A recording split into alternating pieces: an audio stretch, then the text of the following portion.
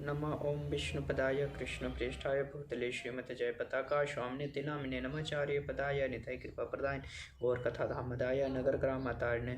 हरे कृष्णा। आप सभी को मकर संक्रांति की हार्दिक शुभकामनाएं। मकर संक्रांति के दिन आप सभी जानते हैं कि जो कोई भी शुभ कार्य मकर संक्रांति के दिन से शुरुआत होता है तथा मकर संक्रांति के दिन किया जाता है। दान पुण्य, गंगा स्नान, पूजा अर्चना सभी मकर संक्रांति के दिन किया जाता है। तो आइए हम जानते हैं कि मकर संक्रांति की गूढ़ रहस्यमय बातें क्या है। तो मकर संक्रांति शब्द से हमें मालूम होता है, संक्रांति शब्द का अर्थ है संक्रमण होना। तो वैदिक काल गणना दो तरह की होती है, पहला सौरमास गणना, दूसरा चंद्रमास गणना। सौरमास गणना यानी कि संक्रांति से संक्रांति जो होता है, और चंद्रमास गणना जो पूर्णिमा से पूर्णिमा होता है। तो ऐसे तो संक्रांति 12 प्रकार की होता है, परंतु प्रमुख संक्रांति 4 प्रकार का है। वो संक्रांति मेष, कर्क, तुला और मकर, जिसमें सबसे उत्तम संक्रांति मकर संक्रांति को माना जाता है। और इस दिन देवताओं का शुरुआत होता है, देवताओं का सुबह होता है। और जब कर्क संक्रांति, सूर्य जब कर्क राशि में प्रवेश करता है तब देवताओं का रात होता है।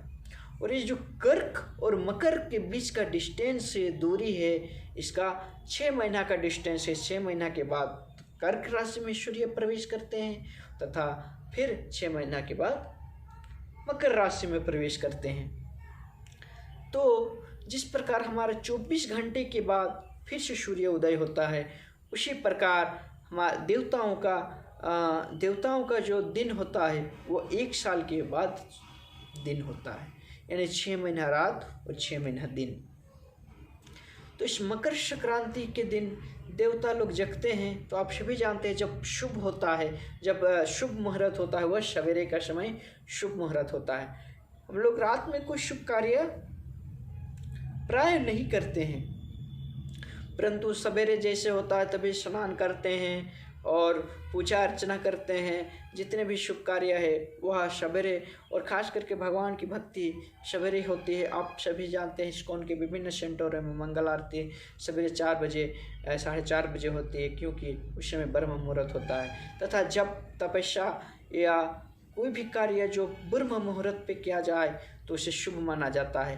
तो ये जो मकर संक्रांति है ये शुभ मुहूर्त देवताओं के लिए है। तो देवताओं का जो शुभ मुहूर्त है वह हम सभी के लिए तो और भी ज़्यादा शुभ मुहूर्त हो जाएगा, है ना। तो इस शुभ मुहूर्त के दिन हमारा कोई भी कार्य शुभ होता है, इसीलिए इसे शुभ माना जाता है। मकर संक्रांति के दिन ही नंद महाराज तथा यशोदा मैया पुत्र प्राप्ति हेतु तपस्या का शुभारंभ करते हैं और पुत्र का प्राप्त करते हैं। तथा सूर्यवंशी राजा भगीरथ भी इसी दिन गंगा माँ का तपस्या करके विभिन्न उलझनों से उलझकर विभिन्न उलझनों को सामना करते हुए इस धरती पर लाएं। तथा कपिल मुनि के आश्रम में अपने उसके जो पूर्वज हैं वह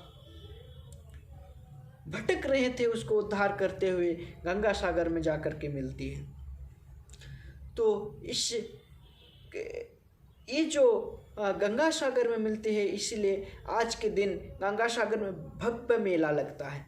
और इस दिन आज गंगा सागर में मेला लगता है तथा सभी कोई गंगा स्नान करते हैं अपने पूर्वजों का उद्धार हेतु और अपने आत्मा का सद्गति करने के लिए।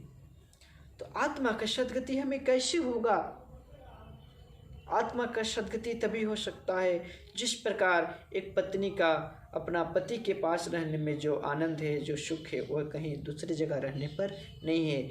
एक पुत्र का सुख अपने पिता के सामने रहने में है, उसी प्रकार आत्मा को भगवान के सामने, यानी भगवान के सामने रहने में जो सुख है वो कहीं नहीं है। क्योंकि हम सभी भगवान के अंश हैं। भगवान परम पिता भगवान हैं और उनके अंश होने के कारण हम जब भगवत धाम वापस चले जाएंगे तभी हमें पुनः सुख की प्राप्ति होगा। तो इस मकर संक्रांति के दिन ये शुभ कार्य किया जाता है और इसी दिन माँ गंगा सागर में जाने के कारण सभी कोई गंगा स्नान करते हैं। आत्मा का सद्गति होना यानी कि भगवान के पास वापस जाना। तो हम इसका अर्थ ये नहीं है कि हम गंगा स्नान कर लिए तो हम भगवान के पास चले गए, या फिर कोई पुण्य कार्य कर लिए मकर संक्रांति के दिन तो हम भगवान के पास चल गए। नहीं, हम उस राह पर हैं सद्गति यानी कि सत्य की रास्ता पर चल पड़े। हम भटकेंगे नहीं, हम उस जगह पे पहुंच जाएंगे। परंतु और भी कहा जाता है कि जब कोई इस समय शरीर छोड़ता है तो उसका सद्गति होता है। तो इसका उदाहरण साक्षात पितामह भीष्म है, जो इसी उत्तरायण का प्रतीक्षा करते हुए अपने इच्छा मृत्यु का जो फल था, वरदान था, उसका लाभ उठाएं।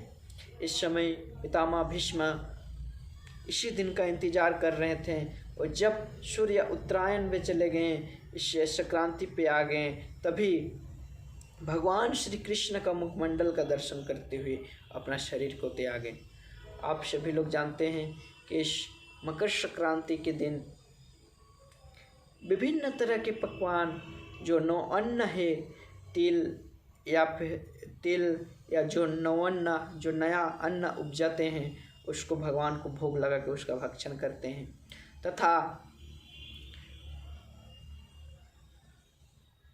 आकाश में पतंगे उड़ाए जाते हैं, क्योंकि सूर्य को प्रसन्न करने के लिए आकाश में पतंग उड़ाए जाते हैं। हर जगह विभिन्न तरीका से इस मकर संक्रांति को मनाया जाता है और इस मकर संक्रांति को मनाना बहुत ही जरूरी है। तो सबसे अच्छा इस मकर संक्रांति को हम लोग किस तरह से सेलिब्रेट करें, किस तरह से मनाएं, उसका बात करते हैं। ये मकर संक्रांति के दिन हम लोग को चाहिए कि पितामह भीष्म का जैसा उसने जिस प्रकार इस मकर संक्रांति का स्वागत किए, इंतजार करके आज के दिन उसने शरीर छोड़े। तो परंतु पितामह भीष्म कोई साधारण व्यक्ति नहीं था। आप सभी लोग जानते हैं कि पितामह भीष्म बहुत बलवान तथा बहुत धर्मात्मा है। पितामह भीष्म कोई साधारण व्यक्ति नहीं है। पितामह भीष्म 12 महाजनों में से एक हैं। शिव, ब्रह्मा तथा सुखदेव गोस्वामी आदि की तुलना में आते हैं, जो भगवान को अच्छी तरह से समझते हैं, वह पितामह भीष्म हैं।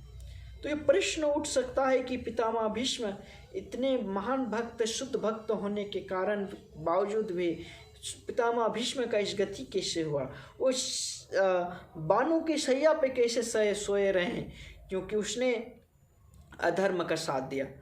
अर्थात अधर्म का साथ दिया तो इसका मतलब ये नहीं है कि पितामह भीष्म अधर्मी है। पितामह भीष्म धर्मात्मा है, पुण्य आत्मा है, वो महान भगवान के परम भक्त हैं। परंतु भगवान कोई भी कार्य करते हैं तो उसके अपने शुद्ध भक्तों के द्वारा ही करवाते हैं।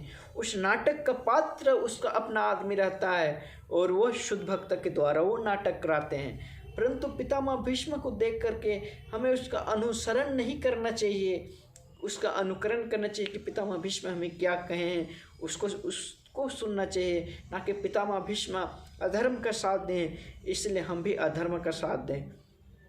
नहीं, ये गलत है। पितामह भीष्म का अनुसरण ना करके पितामह भीष्म का अनुसरण करना चाहिए।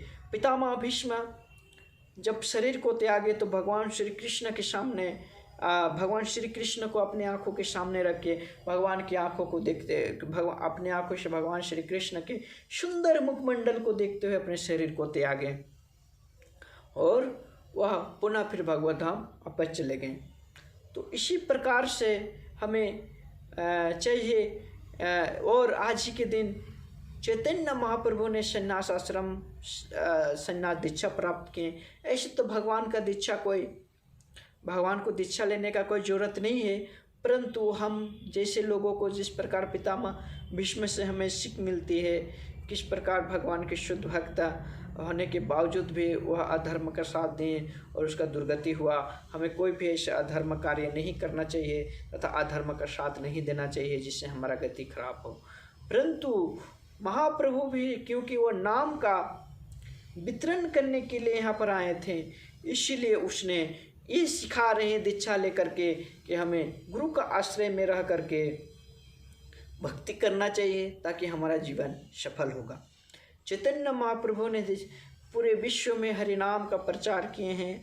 हरे कृष्ण महामंत्र जो दुर्लभ चीज गोलोक का प्रेम धन हरिनाम संकीर्तन को, जो गोलोक का प्रेम धन है उसको अत्यंत दुर्लभ होने के बावजूद भी हमें जने तने वितरण किए, जहाँ तहाँ वितरण किए।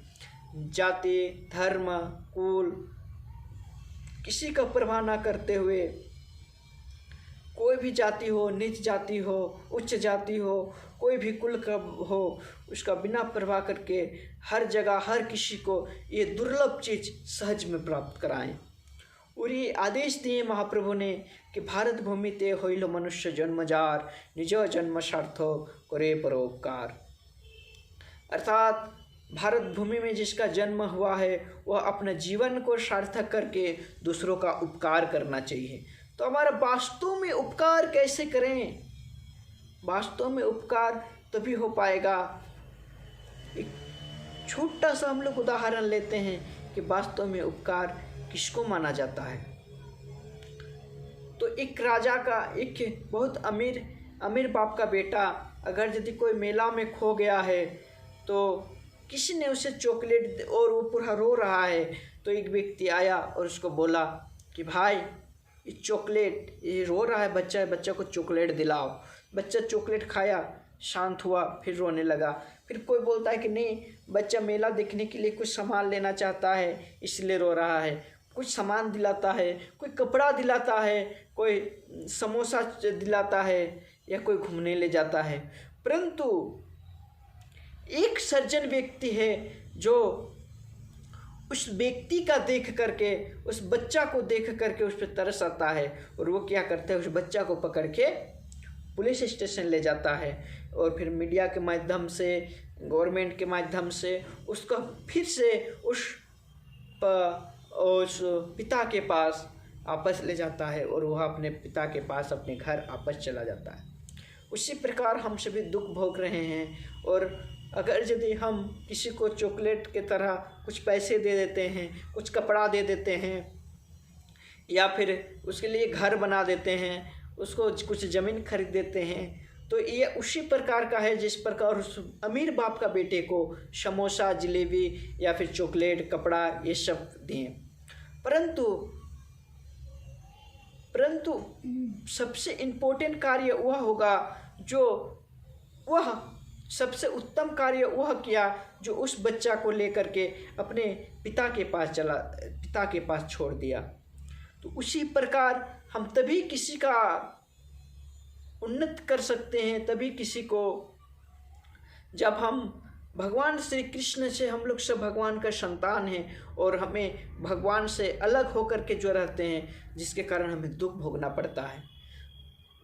और सबसे उत्तम कार्य वही होगा जो हमारे इस दुख को नाश करने के लिए हमें क्या करेगा, परम पिता परमेश्वर के साथ हमारा जो शाश्वत संबंध है उसका फिर से पुनः स्थापना करता है। तो हमें चाहिए कि हम भगवान श्री कृष्ण की तरफ आकर्षित हों और भगवान से जो हम लोग संबंध है जिसको भूल चुके हैं उसको फिर से स्थापना करें और अपना जीवन को सफल बनाएं तथा महाप्रभु का निर्देश के अनुसार अपने जीवन को सफल बना के दूसरों का उपकार करें। दूसरों का उपकार कैसे करेंगे? उसको भी, जिस प्रकार बच्चा खो गया था, उसको अपना घर का मालूम नहीं था, उसी प्रकार हम उस बच्चा की तरह उस व्यक्ति को भगवान श्री कृष्ण से जोड़ें और भगवान श्री कृष्ण के जो उस शाश्वत अंश है, भगवान का अंश है, और उसका सुख तभी प्राप्त हो पाएगा, तभी उसको प्राप्त होगा जब वह फिर से अपने घर जाएगा। तो हमें चाहिए कि उस व्यक्ति को उस घर पे ले जाएं। फिर से हम लोग सब गोलोक वासी हैं, गोलोक वृंदावन के वासी हैं और वहाँ पे सभी आनंद से रहते हैं, इसलिए हम यहाँ आनंद की तलाश पर रहते हैं।